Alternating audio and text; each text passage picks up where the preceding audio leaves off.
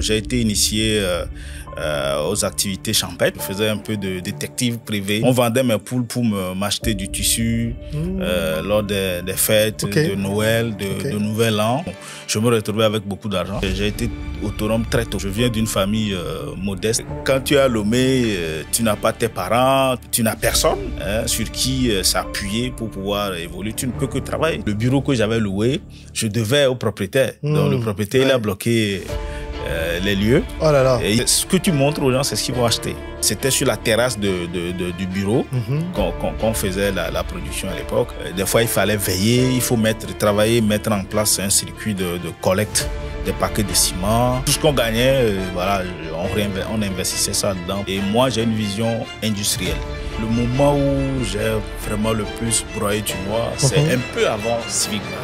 Et on avait des commandes de partout. Cette façon de vouloir les choses ici et maintenant, c'est dangereux. Il faut avoir une vision beaucoup plus large. Il faut rêver grand, mais commencer petit. C'est ça. Quand vous n'avez pas de passion, ça ne vous porte pas. Vous allez faire du surplace. Non, un entrepreneur ne réfléchit pas comme ça. C'est jusqu'à la mort.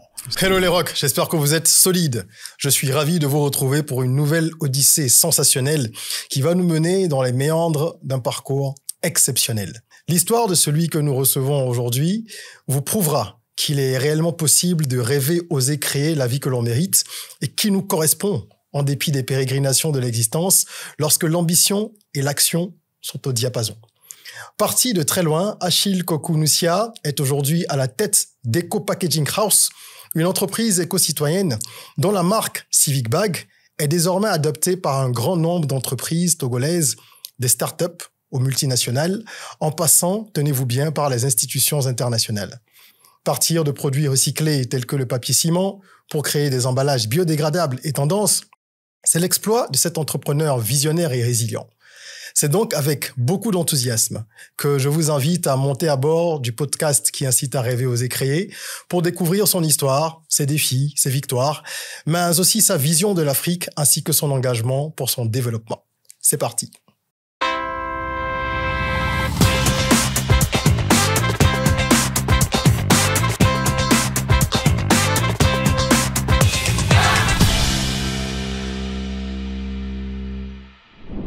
Bonjour.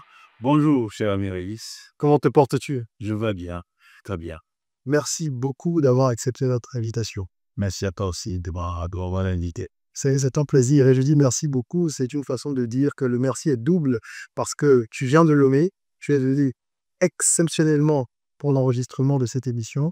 Et donc, au nom de toute la communauté rock, je tenais à te dire ce merci spécial-là parce que c'est la preuve que tu connais l'importance du travail que nous faisons, de ce travail de transmission, de partage et d'inspiration. Et c'est touchant, c'est aimable de ta part. Merci beaucoup. Merci à toi aussi. Merci et les félicitations pour le travail que tu as bas, pour le développement de l'Afrique. Et je pense que, en tout cas, on ne peut qu'être là, on ne peut que se rendre disponible pour soutenir cette initiative, pour apporter notre modeste contribution à la construction de l'Afrique à travers les émissions comme ce que tu organises déjà. Ben, je dirais donc Akpe et Oezo. C'est ça, hein? Merci. Super. Alors, on va plonger dans ton parcours qui est très inspirant. Moi, je connais un petit peu ton histoire, mais je suis sûr que je vais découvrir beaucoup de choses aussi, en même temps que nos spectateurs. Et je voudrais déjà commencer en explorant un petit peu ton enfance. Aujourd'hui, tu diriges une entreprise en pleine croissance, il y a du succès dans le secteur des emballages recyclables. Mais je me demande quel genre d'enfant tu étais, parce que quand on regarde ce que tu es en train d'accomplir, on sent que tu es quelqu'un d'ingénieux et de pragmatique. Alors, quel type d'enfant étais-tu? Est-ce que tu étais ce genre d'enfant qui cherche toujours à créer quelque chose, à trouver un élément à vendre, à proposer quelque chose aux gens pour gagner un peu d'argent? Est-ce que tu avais déjà cette fibre-là de la créativité et surtout du commerce quand tu étais plus jeune? Très bien, merci pour la question. Si je me réfère un tout petit peu à tout ce que ma maman me racontait sur mon enfance, je retiens que j'étais un enfant un peu turbulent, un peu taquin, qui qui peut se bagarrer, qui prend même le ballon des gens et décider de qui doit jouer, qui ne doit pas jouer. Ah, tu saisissais les ballons. Malgré que le ballon ne m'appartenait pas. Et donc voilà, c'était cette enfance. Mais déjà très tôt, j'ai été initié aux activités champêtres. Ok. Déjà en classe de CM1, CM1, CM2, j'avais déjà mon chant. Ton propre chant? Oui, mon chant de patates douces. D'accord. Et un peu de maïs et tout ça. Au CM2, je me rappelle, il y avait l'avènement des bourgeons de teck, des plantules de teck. Ok. Donc j'ai fait un petit champ de teck. Enfin, c'était mon oncle qui m'avait conseillé de planter ça. Donc je l'ai fait. C'est resté là. Mais par la suite, déjà au collège, je m'intéressais beaucoup à tout ce qui est photographie. Ok. Donc, je me suis procuré mon premier appareil Yashica, de marque Yashica, si ma mémoire est bonne, hein, en classe de 5e, pour faire des photos. Ok. Donc, je faisais des photos, mais bon, pas n'importe quelle photo. Je faisais un peu de détective privé, parce que à l'époque, quand nos aînés faisaient la cour et tout ça, ils demandaient des photos à la fille et elle n'aimait pas donner aussi ces photos-là. Donc, certains venaient me voir. Bon, si tu peux me prendre en photo cette fille-là. Donc, je jouais à ce jeu lors des récréations, des TM, des travaux pratiques ou des travaux manuels. Donc, j'étais là avec mon appareil pour prendre des photos. Que tu vendais, évidemment. Oui, que je revendais. Donc, c'est intéressant parce que quand tu m'as parlé du chant, je voulais juste te demander, avant qu'on continue sur l'histoire de la photographie, ouais. Tu vendais ce que tu produisais, tu as pu vendre, récupérer de l'argent. Oui. Quand tu as planté, c'était le teck, hein, tu as dit. Oui, bon, pour le teck, c'est la rentabilité est venue beaucoup plus après. Beaucoup plus tard, parce que ça demande beaucoup de temps. Pour les trucs de patates douces, Okay. c'est un cycle court. Okay. Donc, au bout d'un temps, vous déterrez et vous revendez. Donc, je revendais. C'était même ma maman qui rachetait les bassines de patates douces. Parce qu'elle faisait de l'igname frite, ce qu'on appelle chez nous colico. Elle faisait ça. Donc, moi, je lui revendais mes patates douces. Et parallèlement à ça, je faisais aussi de l'élevage. Ah, mais tu as commencé à palper de l'argent très tôt, alors? Oui, très tôt. Très tôt. Donc, je faisais de l'élevage. J'avais des poules qui pondaient assez et qui faisaient de l'éclosion de beaucoup de poussins. Et même, je me rappelle, il se disait que oui, que la façon dont mes poules donnent des poussins, que je vais faire beaucoup d'enfants. D'accord, très bien. Ah, mais donc, ça, voilà, c'est intéressant de savoir. Il y avait ce truc-là. Et tu as commencé tôt. On vendait mes poules pour m'acheter du tissu lors des fêtes de Noël, de Nouvel An. Donc déjà, c'est le produit de mes efforts qu'on utilisait pour faire des dépenses, en tout cas une certaine partie des dépenses sur moi. Donc ça a commencé comme ça. Joli début en tant qu'entrepreneur, même si évidemment à l'époque, tu ne savais pas que tu étais... D'ailleurs, ce terme n'était pas aussi populaire qu'il l'est aujourd'hui. Et donc par la suite, on revient à la photographie. Oui. Tu fais des photos pour les plus grands, les grands frères, comme on dit à l'école. C'est ça. Des filles qu'ils courtisent et tu les vends. Oui. Ok. Donc, je gagnais de l'argent à travers la photographie. Mais comme je prenais tellement goût à ça, ma maman s'est opposée d'arrêter ça parce que ça a commencé à empiéter sur mes études. Okay. Donc, déjà en classe de 4e, j'ai doublé. J'ai doublé la classe de 4e. Donc, à un moment donné, j'ai dû arrêter aussi pour pouvoir reprendre les études en main. Sérieusement? Sérieusement. Mais plus tard... L'argent prenait le pas déjà. Tout à fait, tout à fait. Je faisais aussi du métayage, au village, on faisait du métayage où on pouvait faire du travail communautaire. C'est-à-dire, on est à 5 à 10.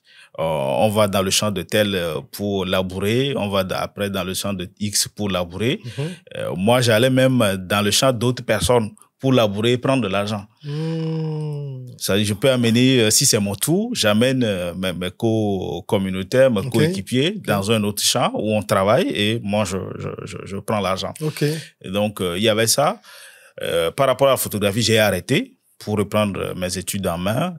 Mais en classe de seconde, quand j'ai quitté le village pour Lomé, j'ai constaté qu'il y a encore ce besoin de photos ou lors des examens sport et tout ça. Bon, ça manquait dans l'établissement. C'est d'autres photographes de l'extérieur qui venaient prendre des photos et ils faisaient les poses à 500 francs. Okay. Et ils repartaient avec. Donc, rapidement, j'ai racheté encore un nouveau appareil.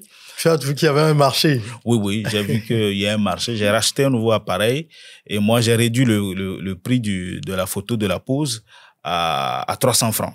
OK. Et à 300 francs, c'était les trucs avec pellicule. Hein. Bien sûr. Trucs de Kodak, Fujifilm et tout ça, voilà, Transipose.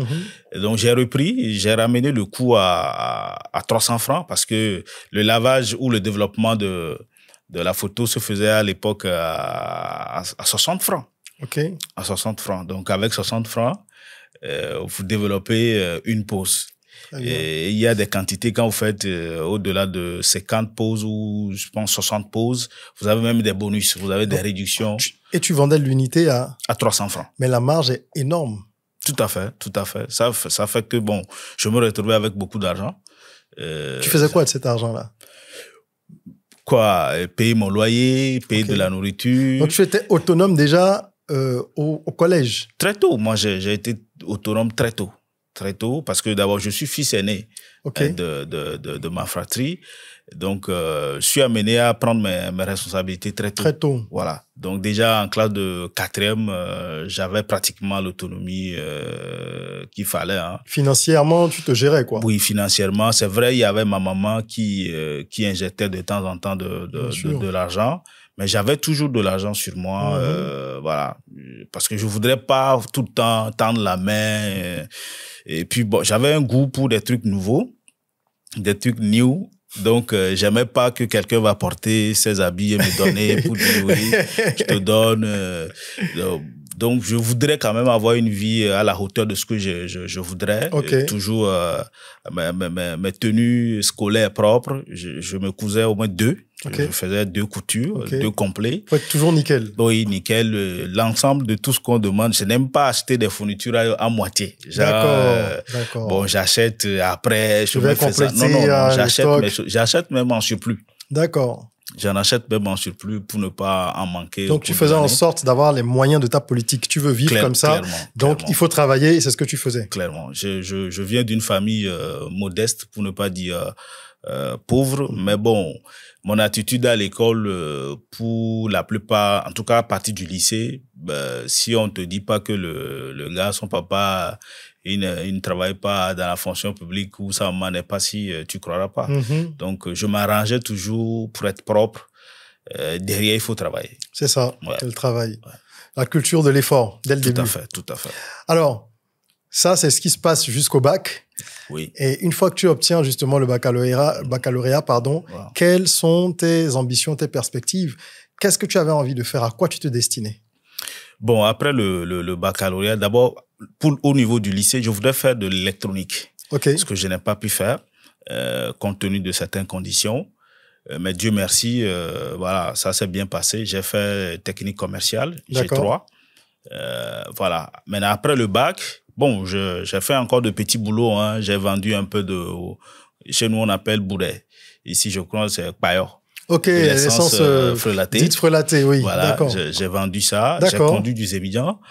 Donc, tu avais ton étalage, tu vendais l'essence. Oui.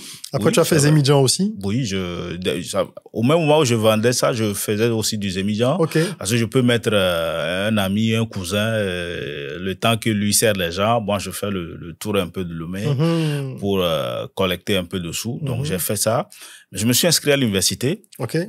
Dans un premier temps, en anthropologie. Mais bon, au départ, je n'avais pas assez d'informations. L'anthropologie, pour moi, ça pouvait conduire à l'entrepreneuriat parce que déjà, il y avait le mot anthro. Tu étais un petit peu perdu déjà dans la sémantique. En fait, tu savais pas trop ce que c'était anthropologie. Je ne savais pas grand-chose. Je ne savais pas grand-chose, mais quand je me suis rendu compte que c'est des histoires de Darwin, machin, bon, j'ai tout de suite arrêté.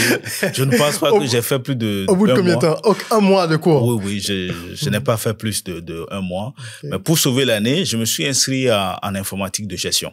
Okay. Il y avait à l'époque la naissance d'informatique de gestion et tout ça, bureautique et tout ça. Donc, je me suis inscrit en informatique de gestion. J'ai fait la formation une année. C'est une année de formation. J'ai fini la formation. Je me suis réinscrit à la FASEG, à la faculté des sciences économiques, en spécialité marketing. OK. Voilà, c'est ce que j'ai fait après le bac. Mais parallèlement, comme j'avais des compétences en informatique, spécialement en informatique de gestion, il s'est produit un événement comme ça. J'expliquais un cours d'Excel à certains de mes compères, de mes camarades. Et le directeur du centre, à l'époque, il était dans son bureau. Il écoutait mes explications et tout. Et après, il m'a appelé. Il m'a posé des questions. Où est-ce que j'ai appris tout ça? Il dit non. Bon, moi, je me suis fait former avant même d'arriver chez vous. Toi, tu savais pas qui vous écoutait? Non, je savais pas. Je savais pas qui nous écoutait. Et donc là, il m'a proposé si je pouvais pas dispenser les cours. OK. Dans leur centre. Il dit bon, je n'avais pas le temps parce que je dois aller aussi à l'université et tout ça.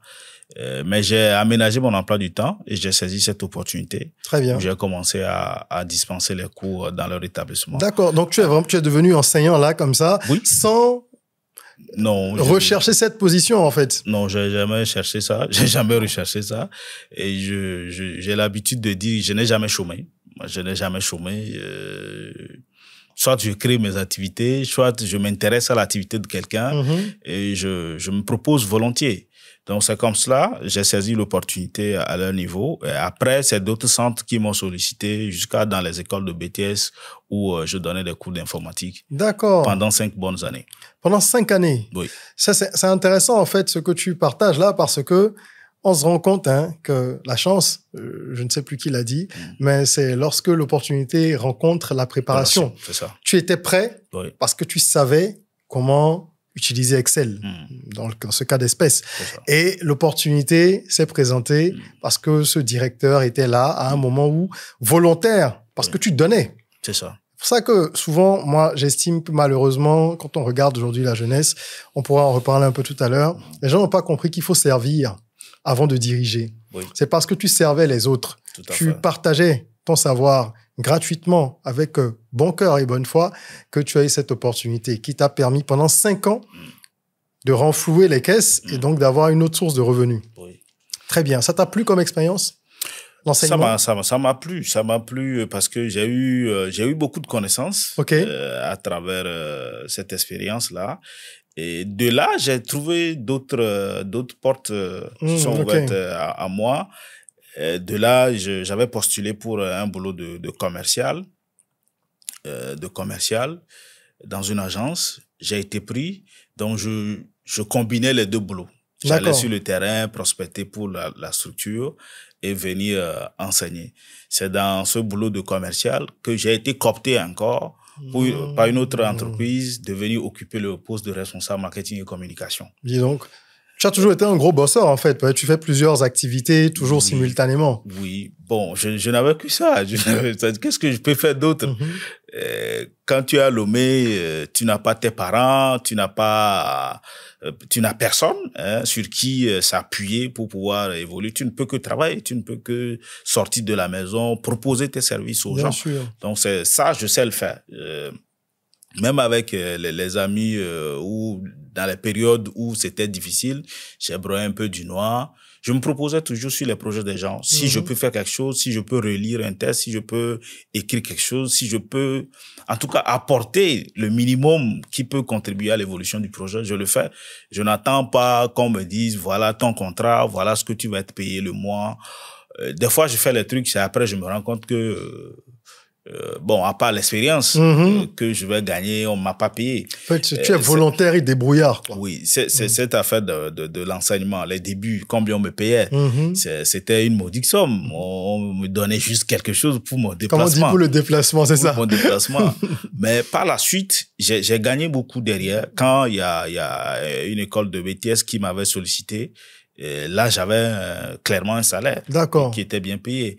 Quand j'étais commercial, j'étais sur commission. Mais de là, on m'a coopté pour un autre poste où j'étais bien payé aussi. Tu es devenu directeur, donc commercial. Avec enfin, la petite commodité qui va avec à l'époque.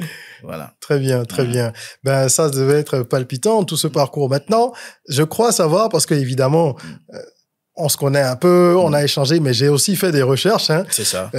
Dans le cadre de cet échange. Ouais. Et je crois savoir que le parcours n'a pas été de tout repos. Ce n'a pas été un long fleuve tranquille. De toute façon, on peut déjà s'en douter en t'écoutant, sans que tu n'attendais pas que ce soit difficile. Tu te battais déjà pour avancer. Clairement. Mais je crois qu'il y a eu quelques pérégrinations entre-temps, avant l'épisode Civic Bag, qui est donc l'entreprise dont nous allons parler tout à l'heure, rentrant dans les détails. C'est ça.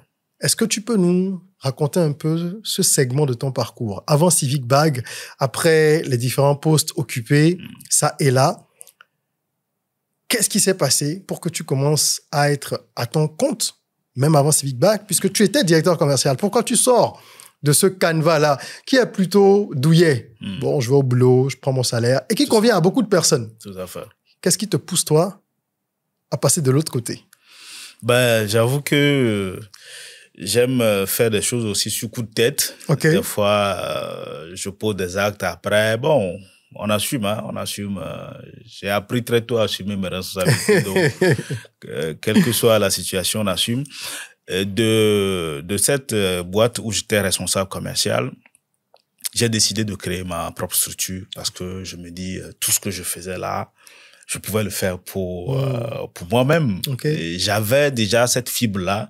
Je prêchais l'entrepreneuriat à l'époque, dans mes formations, dans les rencontres que je prêchais déjà l'entrepreneuriat. Mais bon, je pouvais pas être un chantre, pour ne pas dire un évangéliste de l'entrepreneuriat et ne pas pratiquer moi-même. C'est ça. Donc, j'ai décidé de créer mon agence. C'est pas cohérent, quoi. Voilà. Donc, j'ai décidé de créer l'agence Full Marketing, qui était ma première structure, et qui offrait les services de marketing et puis du déstockage. Genre, vous avez une boutique, vous avez de la marchandise, et moi, je mets mon équipe là-dessus et on vend votre marchandise contre une commission. D'accord, intéressant. Voilà. Donc, c'est comme ça que j'avais fait et j'ai pris des produits des gens qu'on a vendus.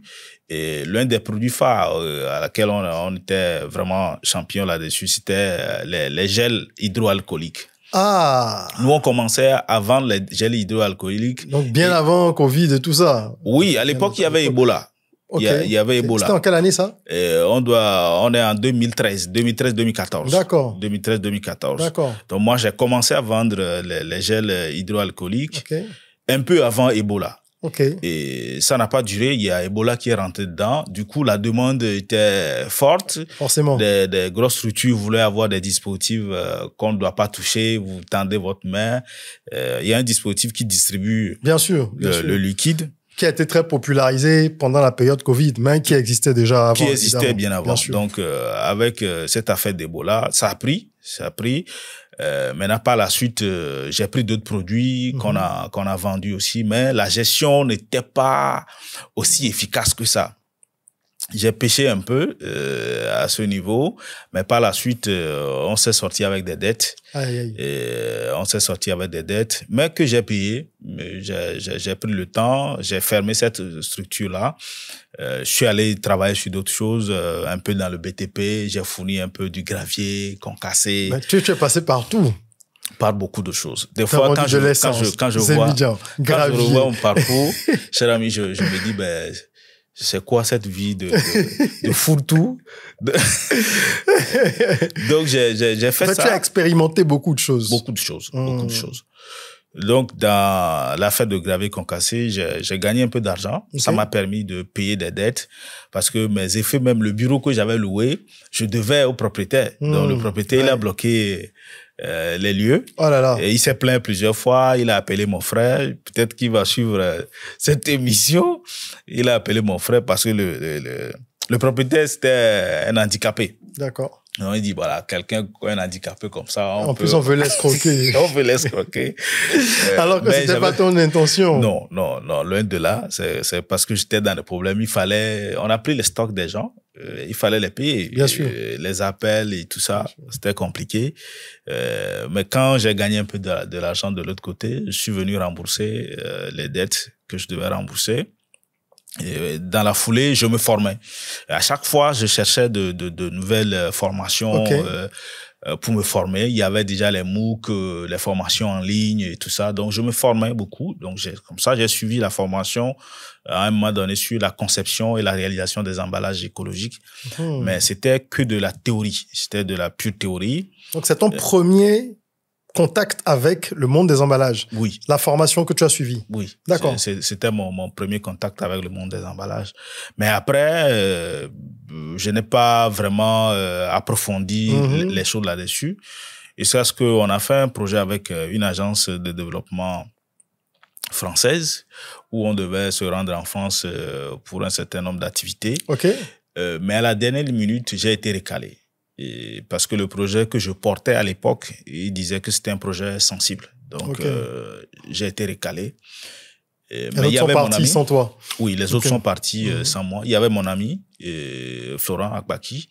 On partageait le même bureau, le même studio à l'époque. Et Florent, lui, il est allé. Et quand Florent est revenu, il m'a ramené un petit sac sur lequel c'est écrit mon nom. Parce que là-bas, ils avaient déjà préparé les kits des participants. Donc, il y avait mon truc. Donc, lui, il a pris le sac, il l'a ramené, il m'a raconté tout ce qu'ils ont fait. Ils ont raconté François Hollande, ils ont raconté X. Bon, je regardais le sac et puis je lui ai dit, Florent, je vais faire ce sac. Il dit, comment je vais le faire? Il dit, non, demain, je te produis ce sac. Tu as eu l'éclair, comme ça? Oui. C'est ce qu'on appelle un éclair de génie. On ne sait pas parfois d'où ça vient. Hein. C'est comme ça, c'est venu. Un message. Voilà. Donc, dès que je suis rentré à la maison, je vivais déjà chez moi à l'époque. Donc, dès que je suis rentré à la maison, il y avait des paquets de ciment qu'on a utilisés pour le chantier. Il en restait. Donc, j'ai pris pour en découper. Ma femme me posait la question, qu'est-ce que je vais faire avec? C'est un sac en papier qui t'a ramené en craft. Oui, c'est ça? Craft. Ok, d'accord. Il y avait même une gourde, il y a mon nom dessus. Oui, les goodies là, voilà, bien sûr. Il y avait les trucs là dedans. Ouais, c'est ce qu'il a ramené. Donc, quand je suis rentré à la maison, j'ai pris le paquet de ciment que j'ai découpé et j'ai produit le premier sac Civic Bag. Ok. C'est sur la base de la formation que tu avais suivie en ligne? Oui, c'est sur la base de la formation. Toi-même, tu es manuel déjà à la base. Tu es quelqu'un qui bricole beaucoup. Oui, je suis très manuel. Oui, je crée des choses moi-même. Je dessine bien. Puisque j'aime la photographie, j'aime tout ce qui est... C'est pour ça que je m'en doutais un peu. Voilà, manuel. donc j'ai réalisé le premier sac. Le lendemain de la discussion que j'ai eue avec mon ami, j'ai réalisé le tout premier sac. Et à l'époque, on se disait, on a créé un laboratoire et que le laboratoire s'appelait Civic Lab. Ok. C'était Civic Lab. D'accord. On rêvait de beaucoup de choses. On avait plein de projets dans le tiroir. Donc, le tout premier projet qu'on avait sorti, c'était le Civic Bag. Ok. Donc, Civic Lab, Civic Bag. Très bien. Donc, c'est depuis cette époque que le nom existait. D'accord. Donc, on a écrit 3 noms. Tous commençant par Civic, il y avait 228, quelque chose et tout ça. Et on a pioché, c'était Civic Bag, on a pioché. Ok. Au hasard. Au hasard. Donc, on a pris un marqueur et on a mis dièse Civic Bag. Hashtag, ouais. Hashtag Civic Bag. On a écrit sur le sac. Comme c'est l'époque des réseaux sociaux, Facebook avait le vent en poupe. Quelle année, à peu près? 2016. Okay. 2016. Nous étions un 16 décembre 2016. Ah oui, tu peux pas oublier cette date parce qu'en fait, c'est ça, c'est de là qu'est partie l'entreprise Sifflerie aujourd'hui. Que tout est parti. Donc, on a pris en photo le sac que j'ai publié sur ma page. Facebook, et tout de suite les commentaires pleuvaient, des questions, c'est à combien, est-ce que c'est personnalisable? D'accord. J'ai analysé tout ça. Tu as vu l'intérêt tout de suite en fait. J'ai dit, ben tiens, cette affaire-là, c'est sérieux. En fait, au début, quand tu as fait ce sac, est-ce que toi, tu avais déjà une vision qui allait au-delà de ce que tu venais de fabriquer? Est-ce que tu te rendais compte qu'il y avait une porte ouverte ou pas du tout? Bon, dans l'absolu, je savais qu'il y avait une porte ouverte. Ok. Mais comment Comment rentrer dedans, je savais pas. Parce qu'il fallait, c'est vrai, j'ai des aptitudes, j'ai déjà entrepris, j'ai déjà pris un coup de par le passé. Je sais que si je veux rentrer sur un nouveau projet, il y a des trucs que je dois chercher à connaître, à savoir. C'est vrai, j'ai la connaissance théorique, un peu pratique, mais pas très affiné à l'époque. Donc, et puis le milieu de l'emballage, je connais pas grand-chose sur le Togo. Donc là, quand j'ai vu les commentaires, les questions qui venaient, j'ai analysé tout ça. Je me dis non, il faut que j'aille chercher des informations. Donc, je me mets sur Internet, je me donne un temps pour colmater, en tout cas collecter toutes les informations possibles sur le secteur de l'emballage. Donc, j'ai vu qu'il y avait des sociétés qui ont importé des sacs en papier au Togo qui n'avaient pas marché. J'ai cherché à savoir pourquoi ça n'a pas marché. J'ai vu que le Togo avait pris un décret interdisant la production, la commercialisation des sachets plastiques non biodégradables qui n'étaient pas mis en application. Donc, le cadre juridique était là. Donc, il fallait proposer quelque chose tout simplement qui peut répondre. Parce que personne ne faisait ça à l'époque, au Togo. Personne. Personne ne fabriquait des sacs biodégradables comme à ma connaissance, quand moi j'ai commencé, il y avait plus de gens en activité. D'accord. Je sais qu'il y avait une ONG qui a importé des sacs en papier entre 2011 2012 déjà, mais qui n'avait pas prospéré. Ils achetaient, ils revendaient en fait. Sûrement. Ils achetaient, ils revendaient. Ils ne faisaient pas de la production sur place. Et donc, là, moi, j'ai dit, on va produire sur place. Et je me mets à écrire le business plan. Parce que déjà, j'avais cette aptitude d'écrire le business plan. Je formais les gens sur la rédaction de business plan. Merci d'en parler, parce que il y a beaucoup de gens qui sont contre les business plans. Aujourd'hui, on voit plein de choses sur les réseaux. On dit, non, tu n'as pas besoin d'un business plan. Non, ça sert à rien, etc. Quand tu n'as pas de plan, tu peux pas savoir où tu vas. Au moins, pour toi, comme je dis, moi, j'estime que le business plan, c'est la Bible de l'entrepreneur. C'est déjà pour se tracer un chemin qui forcément va prendre des voies divergentes et différentes, hein, parce que le terrain, c'est pas ce qu'il y a sur le papier, mais il faut au moins avoir une feuille de route. Bon, ça dit, le business plan, moi, je me le définis comme la toute première histoire que tu te racontes sur ton entreprise, sur ta future entreprise. C'est l'histoire que tu te racontes. Si tu ne te crées pas une histoire, ben, tu vas évoluer comment? C'est ça. Tu évolues comment? Ta tête n'est pas une caisse d'enregistrement. Absolument. Il faut quand même prendre le temps, se poser, réfléchir, hein, en tout cas bâtir le projet dans ta tête. Exactement. Et le coucher sur papier. Faut le structurer, quoi. Bien sûr. Et le coucher sur papier. Bien sûr. Et ça lui donne forme, ça lui donne déjà vie. Mais si c'est juste dans ta tête. Dans ta tête. Et puis, moi, je dis souvent, ça dépend du type de projet ou dans le secteur dans lequel vous voulez vous lancer. Moi, dans le secteur de l'emballage, je pouvais pas aller bavarder devant les gens sans pour avoir un document qui prouve, qui décrit ne serait-ce que l'activité, qui décrit clairement mes objectifs ou là où je veux aller. C'est ça le business plan. Absolument. Personne n'a dit, dès que tu as le business plan, le projet va réussir. Absolument. Non. Voilà, c'est la confusion, je pense que beaucoup de gens font. Personne n'a dit ça. C'est déjà pour clarifier dans ton esprit à toi-même ce que tu veux faire. Voilà. Tu peux avoir un business plan et puis ne même pas pouvoir le mettre en place. Hein. Bien sûr. Et le business plan, ce n'est pas aussi un outil ou un document figé. C'est un truc dynamique, ça évolue. Tout le temps. Tout le temps. Tu te racontes une histoire qui est couchée sur papier, mais la réalité du terrain est différente. C'est ça. Mais moi, ça m'a permis quand même de toucher un certain nombre d'aspects, de voir quel est le niveau de la demande d'abord, qui fait quoi, qu'est-ce qui est plus consommé. Étudier le marché, c'est ça. J'ai étudié le marché. J'ai posé des questions à des gens. C'est vrai, je n'avais pas assez de moyens, mais j'ai pris quand même une petite cible, un échantillon, à qui j'ai posé un certain nombre de questions. J'ai cherché à comprendre. Voilà. Même sur les concurrents, ceux qui faisaient les sacs en plastique non biodégradables, j'ai dénombré le nombre d'entreprises ou d'usines qui avaient à l'époque les sources d'approvisionnement des différents revendeurs. J'ai cherché toutes ces informations que j'ai mis dans mon business plan. Donc ça m'a pris 2 semaines voire 3 semaines. Bon, j'ai fait tout, mais bon, j'avais un ami, Diodo Chabli, qui était un peu calé sur l'aspect financier des business plans. J'ai fait mon petit budget, je l'ai envoyé, j'ai dit relis ça et essaie de mettre ça au propre s'il y a des incohérences et tout. Il a fait ses observations. Très bien. J'ai eu ce business plan sous la main. Maintenant, est-ce que j'avais les moyens pour pouvoir financer le projet là à l'époque? Non, je n'avais pas de moyens. On en vient aux vraies choses là. Voilà. Parce que ma question suivante justement, et je pense que tu as anticipé, c'est parfait.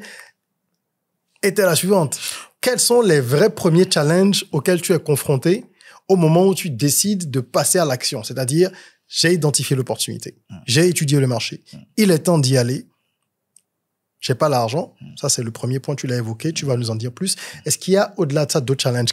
En général, quels ont été les challenges auxquels tu as été confronté au démarrage? Oui, d'abord, au démarrage, il y avait la question de l'argent Oui. pour pouvoir financer ne serait-ce que l'achat de la matière première. Il y avait les challenges liés à la main-d'œuvre parce que seul, je ne pouvais pas tout faire. Donc, il n'y avait pas de gens formés pour produire des emballages. Il n'y a pas d'école, il n'y a pas de centre de formation qui forme les gens sur ce type de métier. Donc, j'ai décidé de faire quoi? J'ai décidé d'abord de parler tellement autour de la chose, de le mettre à un niveau, parce que ce que tu montres aux gens, c'est ce qu'ils vont acheter. Ce que tu montres aux gens, c'est ce qu'ils vont acheter. Si tu dis non, ben c'est un petit projet, ça restera un petit projet. Mais moi, j'avoue, je n'avais même pas d'atelier. Hein. C'était sur la terrasse du bureau qu'on faisait la production à l'époque. Mais on avait quelle capacité de production? Peut-être une vingtaine de sacs la journée. Parce que c'était à la main. C'était à la main. Il n'y avait pas encore toute la technicité que tu as aujourd'hui. Voilà. Et en plus, bon, j'avais d'autres activités parallèles. Il faut répondre à d'autres sollicitations. Mais tout de suite, j'ai fait le plan. J'ai dit, je vais écrire à un certain nombre de structures parce que si je voudrais vendre mon sac directement à madame, monsieur, tout le monde, je sais que ça va pas marcher. Ça va pas marcher. D'après les études, les sacs en papier revenaient chers comparés, en tout cas jusqu'à ce jour. Bien sûr. Il y a toujours un écart il y a une grosse différence de prix entre les deux produits. Les sacs qu'on appelle sachets, là. C'est ça. Plastique qui coûte pas cher, bien sûr. Donc, j'ai décidé d'orienter le produit vers ceux qui connaissent déjà, ceux qui ont déjà cette volonté de s'intéresser à l'environnement, de prendre soin de l'environnement. Conscience écologique. Voilà, qui ont déjà cette conscience-là. Merci de me prêter le mot. Donc, j'ai décidé d'orienter le produit vers ces personnes-là, ces structures-là. Donc, j'en ai identifié, j'ai dénombré. Et donc, j'ai écrit une lettre. J'ai écrit une lettre de présentation du produit et sollicité en même temps une audience, s'il le faut, pour rencontrer tel responsable. Et je prends soin de faire un sac à l'effigie de la personne. De son organisation. Son organisation ou son nom personnel. Si je ne trouve pas vraiment, parce que des fois, il va falloir avoir des autorisations pour utiliser, où je mets le nom de la personne sur le sac, et je fais un pli et je dépose. J'ai écrit à beaucoup de structures. Il y en a qui m'ont prospection. Il y en a qui ont répondu, beaucoup n'ont pas répondu, à peine 5 ans. Le premier à me recevoir, c'était l'ambassade d'Allemagne. Ils m'ont reçu avec leur cellule économique. Ils m'ont félicité et puis bon, ils m'ont donné quelques conseils. Et c'était ça. Après, l'ambassadeur m'a envoyé une note de félicitations aussi. Super. Après, c'était le ministre de l'Environnement qui m'a reçu à l'époque. Il était enthousiasmé de voir un tel produit parce que à l'époque, il y avait des actions contre des structures qui produisaient des sachets plastiques. Donc, le ministre a apprécié l'initiative.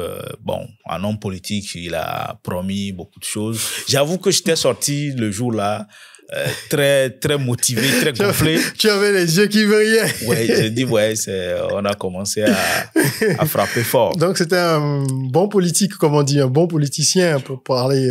Oui, bon. C'est-à-dire, il a tenu le langage des politiques. C'est ça. J'espère que vous avez compris. Mais j'avoue que derrière, ça a été une source de motivation. Ça t'a dopé. Oui, il m'a dopé en ce sens qu'il me dit ce que tu as initié là, c'est très bon, il faut continuer.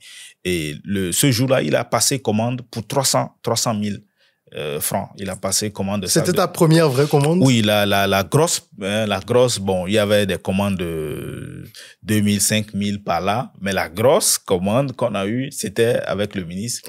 Il dit, je commande pour 300 000 francs pour mon ministère.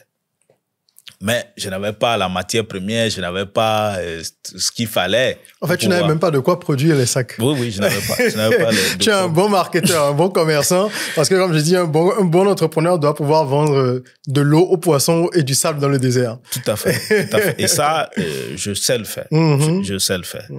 Donc, on a pris l'argent. On n'avait pas les trucs pour répondre au ministre. Ça a pris un peu du temps, mais on a fini quand même par livrer la marchandise. Très bien. Il était satisfait? Il était satisfait. Parfait. Il était satisfait. Il était satisfait. Et de là, j'ai continué mon périple. Il y avait une mission de l'OIF qui était là. J'étais là-bas, j'ai présenté le sac. Ils ont dit, ah, c'est très bien. On en veut. Il y a un événement en Allemagne. On va amener les sacs là-bas. Eux aussi, ils ont passé commande. Mais en fait, tu as fait beaucoup de lobbying, beaucoup de prospection. Oui, j'ai fait beaucoup de prospection, de lobbying. Bon, à la fois. Bien sûr, exactement, exactement. Moi, c'est un peu pareil. J'ai beaucoup fait ça et les gens n'imaginent pas que pour avoir 10 commandes, il faut peut-être prospecter 300, 400 personnes. Oui. Les gens se découragent vite, en fait. Moi, j'allais partout. Hein. J'allais partout. Les événements, j'allais dans tous les événements. Je tenais toujours mon sac parce que j'ai dit, c'est des sacs qu'on peut utiliser pour faire des courses. Donc, je montrais l'exemple. J'ai mes calepins, Bic, tout dedans. Je tenais ça. Dès que j'arrive, il y a séance questions-réponses. Je lève ma main, même si, bon, je n'ai pas de questions à poser ou ce que vous dites là, ça n'a rien à voir. Bon, moi, je vais trouver quand même un moyen circuit de te positionner pour parler de Civic Bag. Ouais. Et bon, ça agaçait certains, ça plaisait à d'autres également. Donc, comme ça, j'ai commencé à voir les marchés, les commandes, mais je m'arrangeais toujours d'avoir de la compte qui va me permettre d'acheter la matière première, d'acheter tout ce qu'il faut pour pouvoir produire. Ça nous prenait du temps. Des fois, il fallait veiller, il faut travailler, mettre en place un circuit de collecte des paquets de ciment et tout ça. Mais donc, bon, ça prenait du temps, mais on s'arrangeait quand même pour répondre à la demande. Ça a pris comme ça, progressivement. Après, j'ai participé au concours. C'est vrai, au début, j'étais pas friand des concours. J'ai un ami, Florent, il s'appelle Florent aussi, qui m'a parlé du concours. Il dit de postuler. J'ai dit non, ça m'intéresse pas. Je lui ai dit, est-ce qu'il y a l'argent? Si le prix à la fin, est-ce qu'il y a l'argent? Il me dit non, qu'il n'y a pas d'argent. J'ai dit non, ça m'intéresse. Il a dit allez quand même, quoi. Lui, il voulait que tu essayes. Et ça dit, la veille de la clôture, il me relance. Il dit, il faut postuler. Tu ne perds rien. Il y a l'argent ou pas. Bon, je décide de postuler. J'ai rempli le formulaire et j'ai été présélectionné. On a fait tout le parcours. On est arrivé à l'étape de pitch. Je suis allé pitcher. J'ai eu le premier prix. Super. J'ai eu le premier prix. Il avait été bien inspiré, ton ami. Oui, il était très bien inspiré. En tout cas, il est comme ça. Il me pousse souvent à agir sur certains trucs. Il dit ça, je sais que tu peux le faire. Et à 90%, ça marche. Ah, donc, comme je dis souvent, on a tous besoin d'un ange gardien. C'est ça. Les messages passent par des gens de notre entourage. Voilà. Donc, j'ai eu ce prix en mai 2017. Et la même année, il y a la diaspora togolaise qui a organisé un événement pour promouvoir l'entrepreneuriat aussi. Et j'ai eu l'information, j'ai postulé aussi. Et là aussi, j'ai eu le premier prix. Donc, la visibilité était en train de croître, là. Oui, la visibilité était en train de croître. Il y avait des articles de presse partout, des télévisions qui s'alignaient, TV5 Monde, Africa News. Il y avait tellement de télé. Et j'en viens en parlant de télé. Je vais vous raconter une anecdote par rapport à ça tout à l'heure. Donc, je participe à ce forum de la diaspora. Je gagne le premier prix. C'était doté du vrai prix. Mais là. Ce que tu attendais, les enveloppes. Donc, il y avait 1 million de francs. Très bien. Pour le premier. Donc, j'ai eu ces 1 million de francs. En plus de l'accompagnement, de l'encadrement, tout ce qui, non financier. Technique, quoi. Voilà, technique et tout. Donc, j'ai eu ça. Et ça nous a permis quand même de nous équiper un tout petit peu. Tout ce qu'on gagnait, on investissait ça dedans pour s'acheter tout ce qui peut nous permettre d'avoir un rendu plus joli et d'avoir une capacité de production pour pouvoir répondre à la demande. Donc, parlant de télévision, j'étais allé voir un de mes amis qui est directeur de cabinet, puisque j'ai fait aussi la radio entre-temps. D'accord. Pour compléter la longue liste des multiples jobs, boulots, tout ce qu'on peut dire que tu as effectué. Donc, lui, je l'ai connu quand j'étais à la radio. Donc, je suis allé le voir, je lui ai présenté le projet, que c'est ce que je fais maintenant. Il dit, ah tiens, est-ce que ça te dirait que la télévision nationale passe chez toi pour un reportage? J'ai dit, il n'y a pas de souci. Moi, je ne pouvais pas refuser. Il peut passer. Donc, bon, on mobilise la télévision nationale. Dans la tête des caméramans, des journalistes qui venaient, ils allaient dans une industrie où il y a des machines et tout. Les gars, ils arrivent, c'est une table avec quelques chèques. Ils étaient déçus. Ils étaient déçus tellement. Est-ce qu'il faut rentrer sans tourner l'élément ou pas? Or, à la veille, il y avait eu peut-être une descente du ministère du Commerce qui allait pour bousculer un peu les producteurs d'emballage. Donc, ils cherchaient un élément pour compléter. Mais en fait, l'image que projetait Civic Bag à travers toutes ces apparitions médiatiques était aux antipodes de ceux qui sont venus découvrir. Eux, ils imaginaient une entreprise déjà beaucoup plus structurée à l'époque, quoi. Oui, lors du concours, moi, je parlais de mon équipe. Ben, l'équipe, c'était moi. Fake it until you make it, comme disent les Américains. C'est ça. Je parlais d'équipe, mon équipe et moi, on a fait ci et ça. Mais l'équipe, c'était moi. Juste que je l'imaginais pour orchestrer tout ça. Donc, la TVT est arrivée, ils étaient déçus. Mais bon, le chef d'équipe a dit non, on va faire quelque chose. Donc, ils ont fait des plans serrés. Pour ne pas montrer le grand vide autour. Ouais, ils ont fait ça. Et c'est passé à la télévision nationale. Boum! Des appels par-ci, on veut des sacs. Ben, nous, on n'a pas la capacité. On n'a pas le moyen. Donc, je décide d'élargir un peu l'atelier avec le peu de moyens qu'on a. Donc, j'ai déménagé l'atelier. On a pris maintenant un espace, un magasin. Mais je me retrouvais seul toujours parce que je prenais des gens. Occasionnellement, quoi. Oui, bon, il y en a que je voulais qu'on fasse chemin, mais le travail était pénible. Il y a un peu de pénibilité dans le traitement des paquets de ciment. Il fallait se salir. On ne pouvait pas être... enfin, on va devenir un petit maçon. Bien sûr, on va se salir un peu. Mais certains n'aimaient pas ça. Donc, tantôt ils sont là, tantôt ils repartent, tantôt tel dit, ah, j'ai trouvé tel boulot. Bon, on pouvait pas les en empêcher aussi. Et puis, par la suite, il y a un jeune qui est venu, il dit, il s'intéresse bien à ce que je fais, qu'il passe souvent ici, il me voit travailler, et il a envie d'apprendre ça. Il dit, tu es sûr? Tel que moi je te vois, je ne suis pas sûr que tu pourras faire ce boulot. Il dit non, qui va le faire? Et ce jeune-là, il est aujourd'hui notre chef production. Il est toujours là. Il est là. Il est là. Il est là. Comme quoi, c'est lui le chef production actuellement. Quand on a la vision, on finit par trouver les bons compagnons de route, quoi. C'est ça. Donc, c'est comme ça, j'ai commencé à trouver d'autres personnes qui sont arrivées. J'en ai recruté, qui sont repartis aussi, mais beaucoup sont restés. Par la suite, j'ai commencé à leur administrer un peu du coaching, à partager la vision avec eux, à leur faire voir, à leur faire miroiter. C'est ça. Là où nous voulons aller, là où l'entreprise va arriver au fil des années. Donc, ils sont restés avec moi et on fait chemin jusqu'à ce jour. Voilà la vision. La petite histoire. C'est une très belle histoire et je veux rebondir juste sur ce que tu viens de dire là, à la fin. Le partage de la vision. Ouais. Je pense que les entrepreneurs négligent ou sous-estiment le pouvoir de la vision et de son partage. Pour moi, c'est une des bases du leadership. Tu es un leader, il faut que tu puisses montrer à ceux qui t'aident à avancer que la cause commune, là, c'est X, c'est Y, c'est Z. Voilà où nous devons aller. Tant que les gens n'ont pas la capacité de rêver avec toi, tu ne peux pas rêver dans ta tête, dans ton lit, te réveiller et demander aux gens de te suivre alors qu'ils ne savent même pas quel est le trésor que tu es en train d'entrevoir. Et ça, c'est vraiment important. C'est pour ça que je voudrais le souligner, hein, vraiment de deux traits. Partager sa vision. Partager sa vision, partager sa vision. Alors, aujourd'hui, l'équipe n'a plus rien à voir avec ces débuts difficiles. Il y a beaucoup plus de monde. Tu as des machines aujourd'hui. L'atelier est mécanisé. Oui. Tu as des machines, tu as une capacité de production qui a, je vais pas dire qui est décuplée, c'est multiplié peut-être par 1000. Oui. Quelle est ta capacité de production aujourd'hui? Combien vous êtes?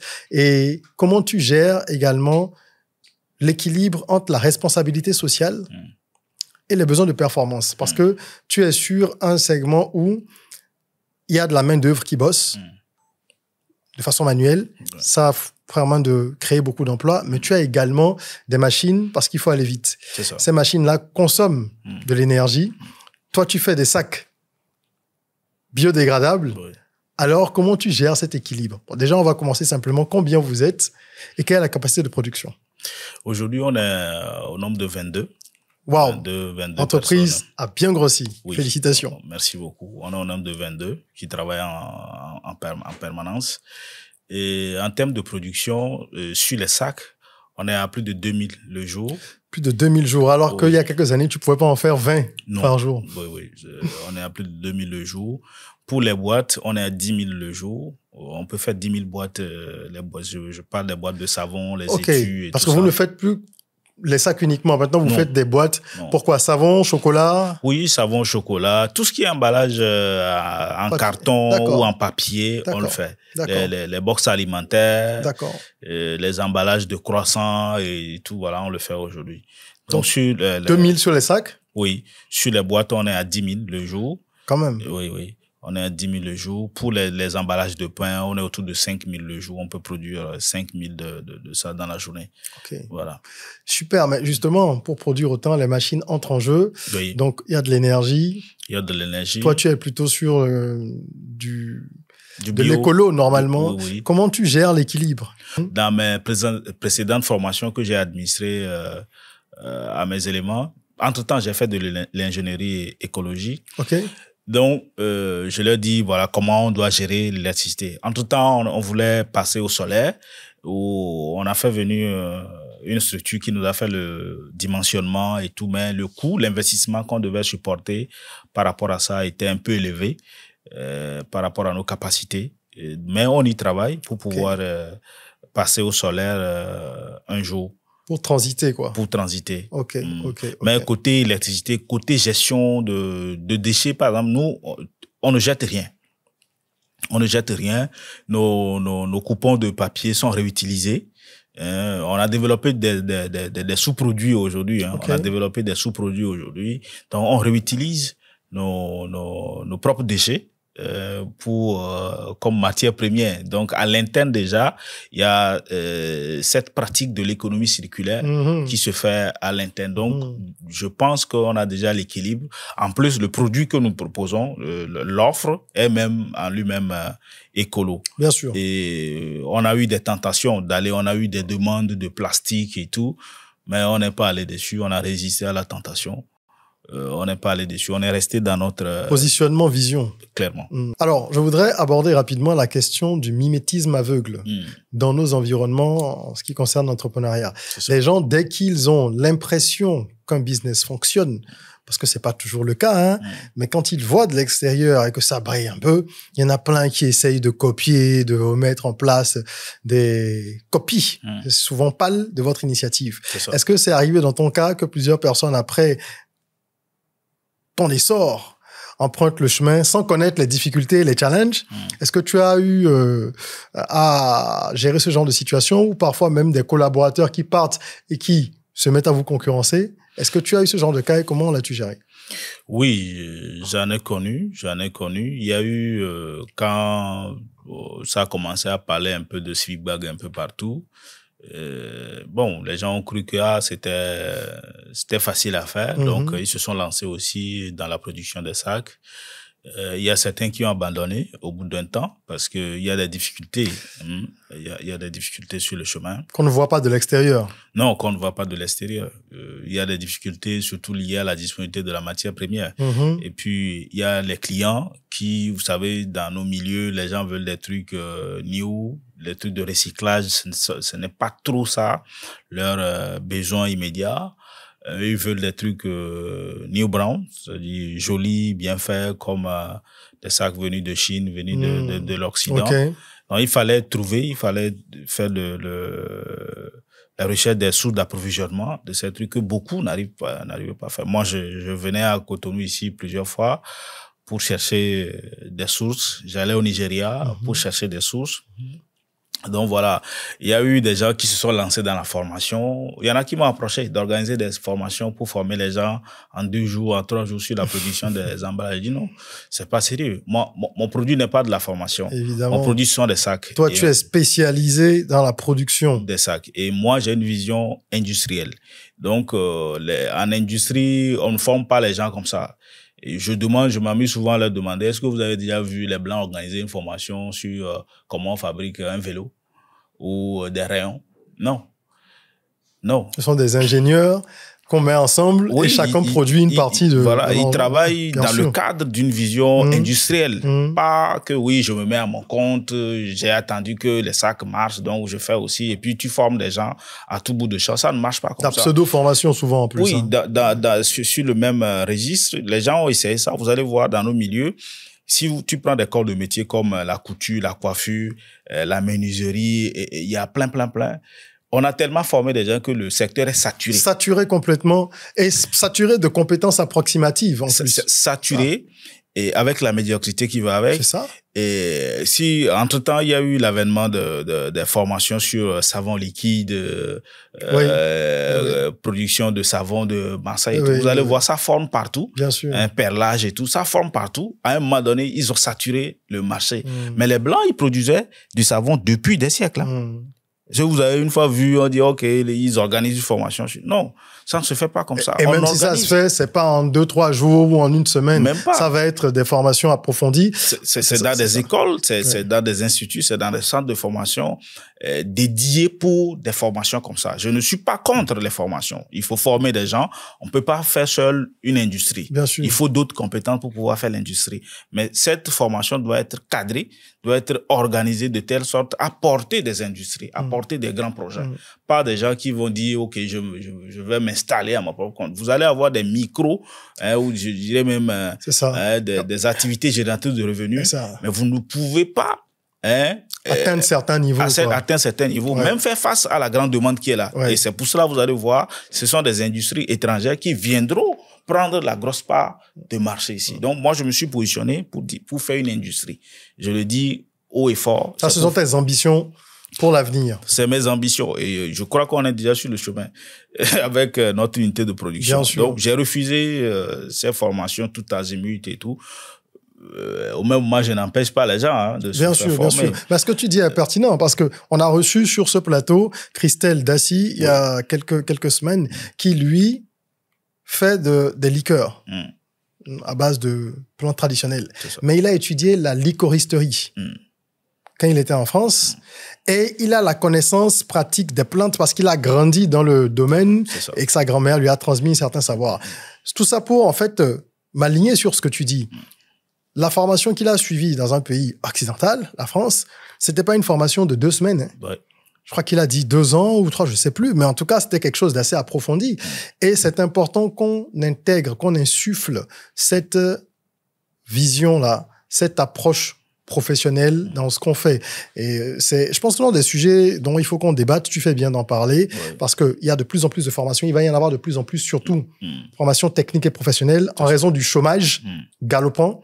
Les gens ont besoin d'apprendre des choses pratiques. Ils se rendent compte que il y a que ça parce que l'école a quand même failli à bien des égards. Mais il faut pas faire des formations pour faire des formations. Oui, moi je suis pour la création des chaînes de valeur. On doit créer aujourd'hui des chaînes de valeur. C'est important en Afrique. Moi, dans mon domaine, il y a des choses, avant, on ne faisait pas. On est obligé d'importer ça, on est obligé d'acheter ailleurs. Et j'ai approché des jeunes, j'ai dit, OK, nous, on peut vous initier, nous, on peut vous expliquer comment ça fonctionne pour que vous vous positionnez sur ce laps de demande ou de besoin. Le segment de la chaîne. Le segment de la chaîne, là, vous vous positionnez sur ce segment-là. Comme ça, vous allez nous fournir. Nous, on va racheter tout ce que vous allez faire. Mais bon, certains n'ont pas voulu. Aujourd'hui, on est obligé de recréer des activités comme ça à notre interne pour pouvoir avancer. C'est le manque de vision. Il y a ça. Donc, le mimétisme, il y en a, mais on doit ouvrir les yeux pour aller sur la création des chaînes de valeur. Par là de la formation, moi, je continue de me former parce que à un moment donné, il fallait maîtriser le papier. Comment le papier est fait? Quel type de papier va avec tel type de produit? L'alimentalité du papier, comment ça se fait? Comment ça se traite? Les emballages, même si vous livrez le client, admettons quelqu'un qui commande 20 000 emballages chez vous, il va aller le stocker. Dans quelles conditions il doit le stocker? Nous, en tant que technicien d'emballage, on doit pouvoir lui dire, voilà, dans quelles conditions vous pouvez stocker vos emballages pour que vous puissiez continuer à l'utiliser sur la durée. Sinon, bon, vous allez lui faire, mais au bout d'un temps, il pourrait pas. Quel matériel utiliser pour garantir la qualité et la durabilité de l'emballage du client? Et les impressions, comment ça doit être fait? Quel type d'impression pour opter pour tel produit? Tout ça, c'est des formations auxquelles on a souscrit et on continue de se former hein, dans ce domaine pour pouvoir maîtriser hein, la technique globale qui entoure la question des emballages, pour pouvoir proposer aussi des produits à nos clients qui répondent à des standards très élevés, à mon sens. Voilà, parce que c'est de ça qu'il s'agit. Tu as choisi ta voie, tu te spécialises. Je pense que après avoir tâtonné, essayé plusieurs choses, tu as finalement trouvé ce qui te convient. Clairement.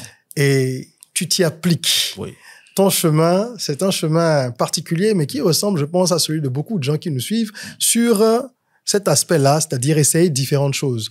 Seulement que toi, il y a la résilience en plus qui t'a permis de ne pas abandonner avant que ça n'explose. Oui. Tu as continué et tu as cherché. Aujourd'hui, Civic Bag et l'entreprise mère possèdent une part de marché colossale au Togo, dans le domaine... Oui, merci pour ta modestie. Moi, je ne fais que présenter les faits. Parce que j'ai fait mes recherches aussi. Okay.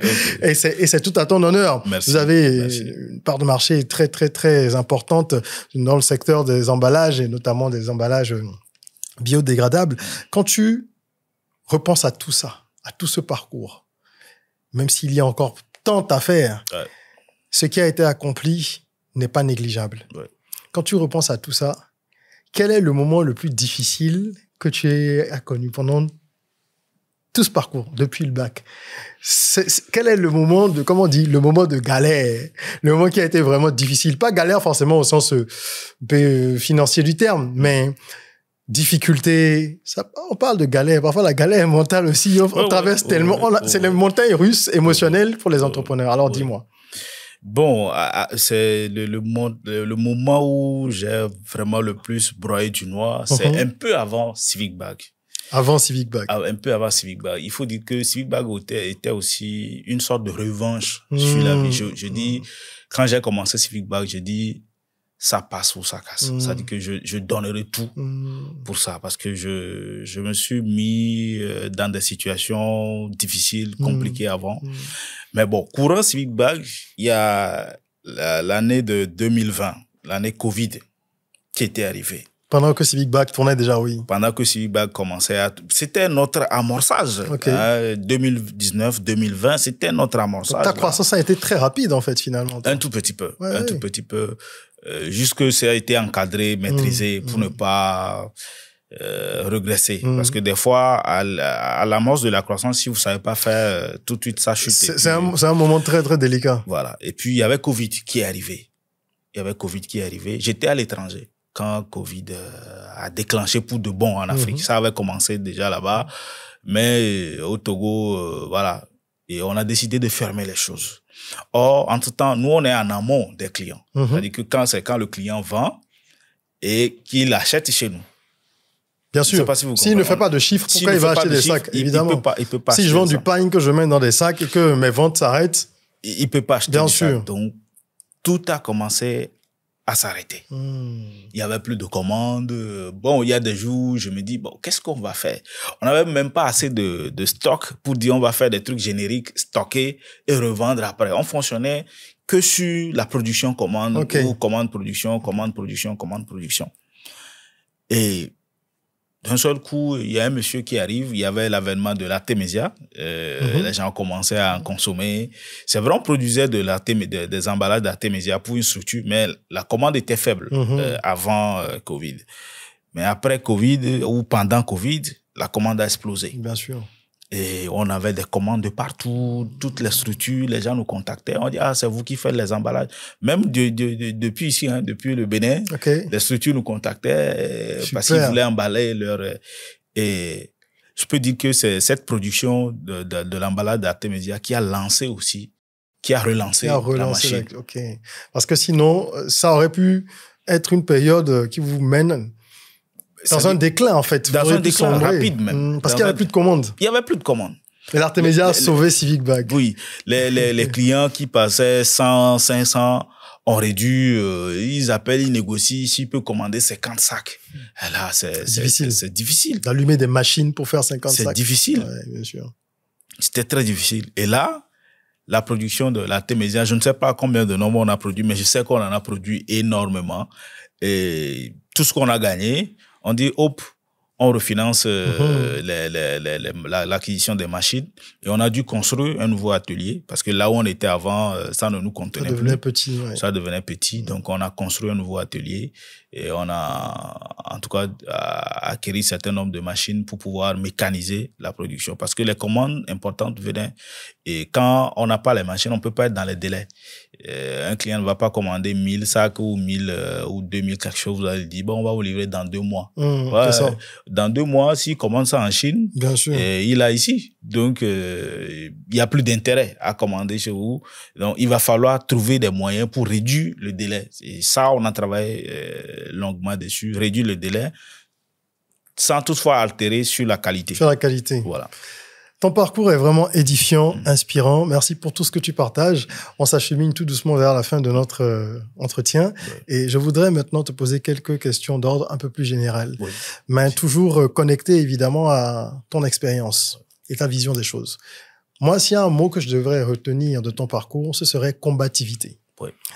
Je vois en face de moi un guerrier. Parce qu'on sent que tu es à la guerre. La guerre, tu veux la remporter. Pas contre quelqu'un, mais entre guillemets contre la vie. C'est puisque la vie nous voilà, elle nous éprouve et contre soi-même pour être meilleur un peu chaque jour et ne pas se laisser abattre par la fatalité, ne pas végéter dans le défaitisme.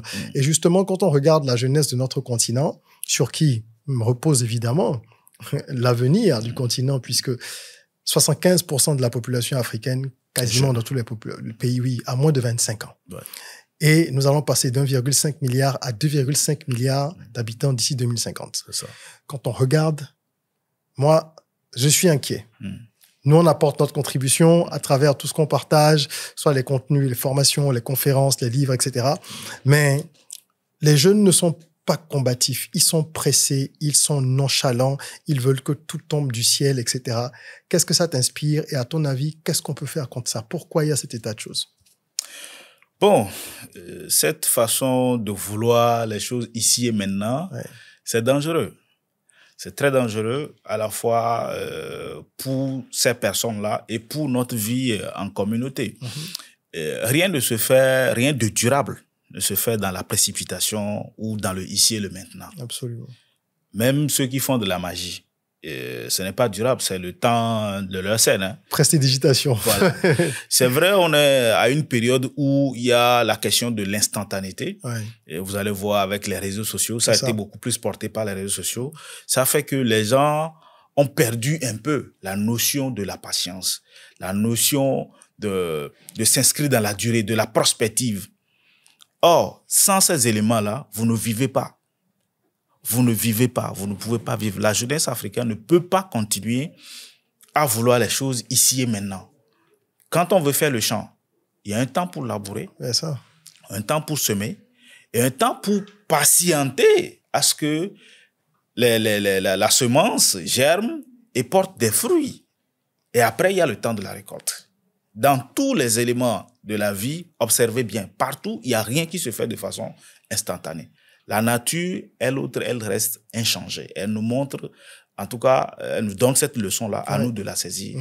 Pas parce qu'aujourd'hui, on a les réseaux sociaux et donc tout doit aller vite. Non, ça ne nous arrange pas. Et tu le fais si bien en initiant des activités comme ça pour qu'on porte le message, pour que les gens comprennent que si vous êtes pressé, vous n'aurez rien. Mais de toute façon, vous allez vieillir. Indépendamment de votre volonté, vous allez vieillir. C'est profond, ça. Vous allez grandir. Vous aurez des besoins en fonction de votre âge, en fonction de votre niveau de vie. Autant pendant que vous êtes jeune, moi j'ai commencé très tôt. J'ai commencé très tôt. Ça fait que quand je revois tout le parcours, je dis waouh, bon, ça m'a aidé. C'est vrai, ça n'a pas été un parcours en flèche bien ou sûr. voilà, ou même linéaire. Non, non, il y a eu des hauts et des bas. C'est normal. Mais c'est tout cela qui contribue à forger une personne. Dans l'histoire des success stories et tout ça, des hommes à succès, il y a toujours ces moments-là. Ça n'a jamais été une ligne droite.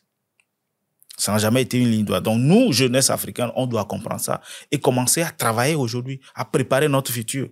L'amusement, la distraction, oui. Bon, on va pas vivre... on dit non, on touche pas à la distraction. Non, on va pas vivre comme des bisounours, mais il faut qu'on laisse on ait des temps limites pour la distraction. Il faut qu'on cherche le nécessaire, on cherche l'utile, on cherche ce qui est bon, ce qui va nous forger pour demain.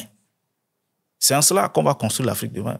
C'est en cela que quand le nombre d'Africains va doubler, on pourra en profiter, on pourra partager les résultats. Absolument. Mais si aujourd'hui, ceux qui sont déjà à l'avenir, pas qui seront, ils sont déjà à l'avenir, se donnent le vilain plaisir de vouloir tout et maintenant, d'abandonner à chaque difficulté. Au moins de difficulté, on abandonne. C'est ça. Au moins de difficulté, on dit non, le pays est maudit, le pays est ça, le gouvernement fait les ceci, amis, tout le monde est responsable sauf eux-mêmes. C'est ça. Ce n'est pas normal, les gars. Ce n'est pas normal. Je n'ai vu aucun pays développé en se comportant de la sorte. Aujourd'hui, tout le monde parle de la Chine.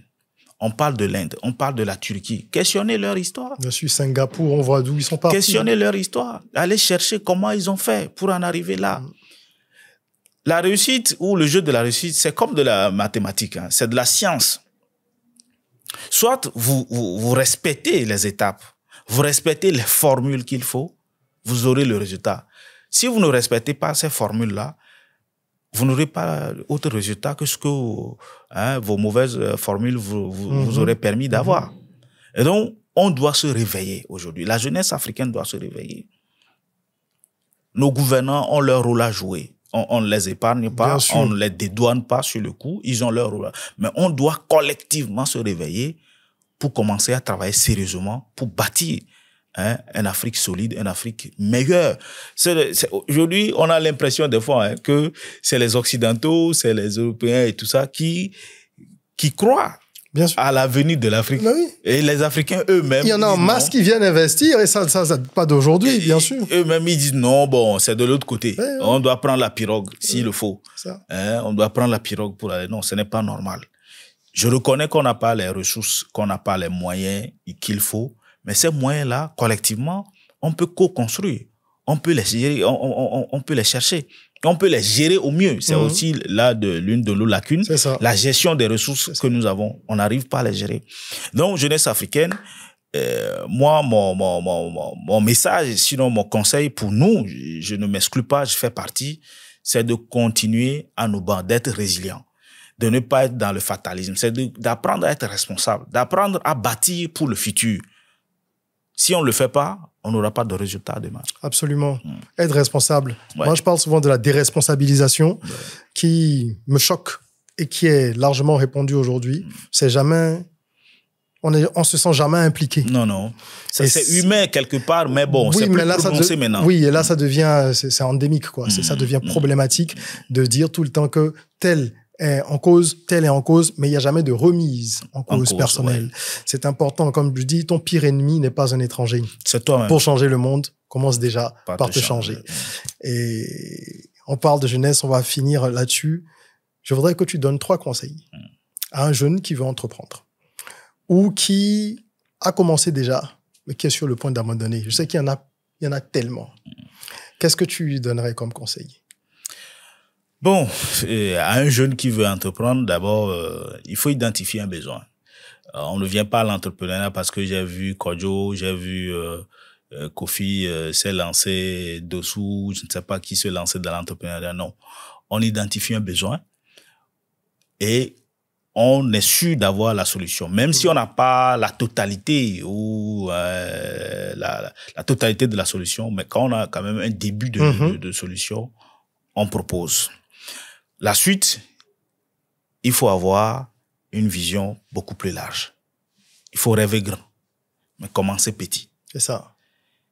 Quand vous n'avez pas d'ambition, quand vous n'avez pas de vision, quand vous n'avez pas de passion, ça ne vous porte pas. Vous allez faire du surplace. Ça ne va pas avancer. Quand vous avez ces éléments combinés, parce que les difficultés, c'est à coup sûr, hein. C'est inhérent. Bien sûr. Les difficultés sont inhérentes à toute activité économique ou à l'entrepreneuriat globalement. Donc, vous aurez des difficultés. Mais si vous avez de la vision, si vous rêvez grand, si vous avez de la passion, ces éléments combinés, comme je le dis, vont vous porter à traverser les moments difficiles. C'est en cela qu'on parle de la résilience. Mais à côté de tout ça, il faut avoir ce que j'appelle, il faut avoir de la foi. Il faut croire en soi. Il faut croire en ton projet, il faut croire en ta solution. Il faut croire en ton pays, il faut croire en l'Afrique. C'est ça. Je ne sais même pas, il faut croire en l'humanité, il faut croire en l'humain que tu as, toi, que tu es un apporteur de solutions, que tu as une solution à apporter aux problèmes que tu aurais identifiés. C'est fondamental. Vous devez avoir de la foi. Si vous n'avez pas cette foi-là, ça ne marchera pas. Si vous doutez à chaque instant, ça ne marchera pas. Donc voilà les conseils que je peux donner à la fois aux débutants et ceux qui sont déjà en activité. Il faut être résilient. C'est ça. Les moments difficiles, ça arrive tout. Imaginez que vous vous abandonnez le jour d'avant. Généralement, c'est le cas. Il y a une image comme ça. Et le lendemain, ça. Et le lendemain, la porte s'ouvre. Était prévu la rencontre qui change tout. Voilà. Vous savez, il y a une image comme ça sur Internet qui est très populaire où on voit 2 chercheurs d'or et il y en a un qui est vraiment à un coup de pioche du trésor, mais c'est lui qui, découragé, se retourne. Alors qu'il y en a un autre qui est encore plus loin que lui, mais qui continue avec acharnement. Donc finalement, celui-là arrivera à la destination, mais l'autre est parti depuis. Clairement. Il y a une force. Moi, j'estime, si je prends mon petit parcours, j'estime qu'il y a une force derrière tout ça. Forcément. Et si vous avez la volonté de continuer, cette force-là va vous apporter ce que vous voulez. Absolument. Mais si vous abandonnez, bon, puisque lui vous écoute, hein, quand vous êtes défaitiste, c'est une vibration. Vous dégagez de loin, lui, il sait que vous êtes déjà défaitiste. Absolument. C'est plus la peine de te donner de la force si toi-même tu n'y crois pas. Voilà. Mais si tu es engagé, si tu es résilient, si tu es passionné, tu es déterminé à avancer, tu as la volonté, il sait aussi. Et il se prépare. Peut-être il va t'éprouver. La réussite même, c'est comme ça. Il t'éprouve un peu pour voir si tu peux arriver jusqu'à lui. Tu mérites ça. Donc, c'est fondamental. Soyons résilients, ayons de la foi, travaillons dur. Disons-nous, c'est jusqu'à la mort. N'ayons pas 30 ans et puis avoir des idées de retraité, de quoi. Non, un entrepreneur ne réfléchit pas comme ça. C'est jusqu'à la mort. C'est jusqu'à la mort. Il y a des exemples partout. C'est vrai que dans nos milieux immédiats, on manque des fois d'exemples. Oui. Mais aujourd'hui, avec l'avènement d'Internet et tout ça, on a des exemples partout. Vous allez voir des vieux à 60 et quelques, à 80 et quelques qui se battent encore. Bien sûr. Et pourquoi nous... pour leur rêve, bien sûr. Pour leur rêve. Bien sûr. Pour leur rêve, malgré qu'ils ont peut-être tout. Bien sûr, bien sûr. Malgré qu'ils ont peut-être tout, mais ils continuent de se battre. La passion, la notion de service, de partage, l'envie d'impacter. Voilà. Ah, oui. Donc, on doit apprendre de ça pour dire, on n'a que la bataille jusqu'à la mort. Merci beaucoup pour ces mots qui doivent galvaniser ceux qui les entendent. En tout cas, moi, je suis totalement aligné, comme tu le sais. Merci Ma beaucoup. philosophie, rêver, oser, créer, elle est totalement dans cette dynamique-là. Et je voudrais te dire encore une fois merci. Merci à toi aussi. D'être venu de Lomé pour partager ce beau parcours. Merci de servir également de phare. De phare pour la jeunesse togolaise, africaine. Nous sommes tous des phares. Toutes les personnes qui travaillent avec abnégation, sérieux, professionnalisme et volonté sont des phares. À votre niveau, quel que soit ce que vous accomplissez, même si vous avez l'impression que c'est pas grand-chose, il y a quelqu'un qui vous observe et que vous inspirez. C'est ça. Vous n'avez pas idée. Même dans votre quartier, vous prenez votre petite bassine d'orange, peut-être, vous y allez tous les jours, mais vous êtes quelqu'un qui a toujours le sourire, qui gère les difficultés avec fair play. Il y a quelqu'un que vous inspirez dans votre entourage. Et si vous arrivez à changer une personne sur 1000, vous avez déjà réussi une partie de votre mission. Parce que vous ne savez pas combien de personnes cette personne impactée par vous pourra aller changer. Et donc, le message de la combativité partagé par mon cher ami Achille est un message puissant que je nous invite à méditer et surtout à pratiquer. Tout à fait. Achille, je ne peux que te souhaiter, beaucoup de succès, Merci. Encore plus de succès. Amen. Et que on ne parle plus de part de marché dominante, ce qui est déjà ton cas bientôt, mais de monopole même. Oui, je sais, c'est pas très fair play en matière de business, mais je ne peux souhaiter que ça à quelqu'un qui est un ami aussi. C'est un peu pour rigoler, le jeu de Merci la beaucoup. concurrence, c'est important. Ouais. Mais je souhaite que vraiment tes projets industriels aboutissent, tu es déjà à la mécanisation, que ça devienne vraiment une industrie, que tu puisses couvrir une bonne partie de l'Afrique de l'Ouest, puis ensuite de l'Afrique. Ouais. Et je suis sûr qu'on se retrouvera avec ces belles tasses Talk Rock bientôt pour célébrer l'ouverture de ta 4e ou 5e usine. C'est ça. Et ce sera un grand plaisir. Amen. Amen. Merci mille Merci fois. beaucoup, Régis, pour le travail que tu fais. C'est un plaisir, un honneur à la fois pour moi de passer dans cette émission et de partager mes modestes connaissances avec la jeunesse africaine. C'est ensemble qu'on va le faire. C'est ça. J'aime bien ceux qui disent que notre pays, c'est l'Afrique. Et nos pays ne sont que nos villes ou nos quartiers. Bien sûr. Donc, on doit se tenir par la main et avoir une vision qui nous dépasse. Peut-être, on va pas pouvoir atteindre le niveau qu'on souhaite. Hein. Il y a eu des gens, il y a eu des Kwame Nkrumah, il y a eu des Mandela, il y a des gens qui ont quand même posé les bases. Nous, on doit construire dessus pour que nos enfants aussi viennent prendre le relais et continuer. Donc, merci beaucoup.